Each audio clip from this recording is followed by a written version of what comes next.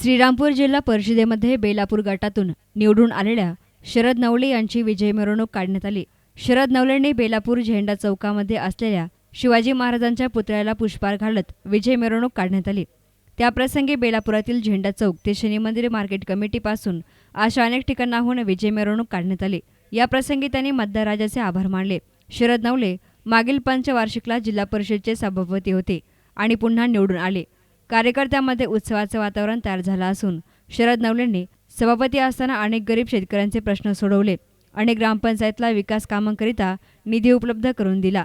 त्यामुळेच पुन्हा शरद नवले जिल्हा परिषदेचे सभापती होत असे जनतेतून मागणी होती। या प्रसंगी शरद नवले यांनी एसनांशी बोलताना सांगितलं की शेतकऱ्यांच्या तरुण मुलांना अत्याधुनिक शेतीकडे वळवणार असल्याचं त्यांनी सांगितलं। निश्चितपणाने सर्वसामान्य जनतेच्या पाठबळावर मी आज या निवडणुकीमध्ये विजयी झालेलो आहे आणि भविष्यामध्ये सर्वसामान्य दीन दलित पीडित शेतकरी शेतमजूर यांच्या प्रति वचनबद्धता ठेवून विकास कामं भविष्यामध्ये मी करणार आहे। निश्चितपणानं नवीन जो तरुण वर्ग आहे या तरुण वर्गासाठी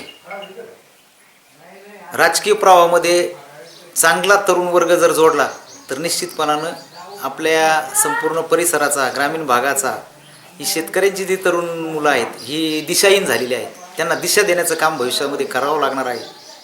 कारण शेतीची अवस्था अतिशय बिकट झालेली आहे आणि अशा अवस्थेमध्ये आमचा शेतकऱ्यांचा मुलं नैराश्याच्या भूमिकेतून पुढे येत आहे, परंतु आधुनिक पद्धतीने शेती कशी करावी आणि नैराश्यावर मात करून आपल्या काळी आईची सेवा कशी करावी ह्या पद्धतीने ह्या तरुण वर्गाला भविष्यात जोडून पुढचं कामकाज करणार आहे।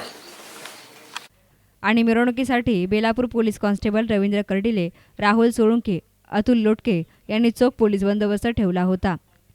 News reporter Govind Salunke, S nine media, Shrirampur.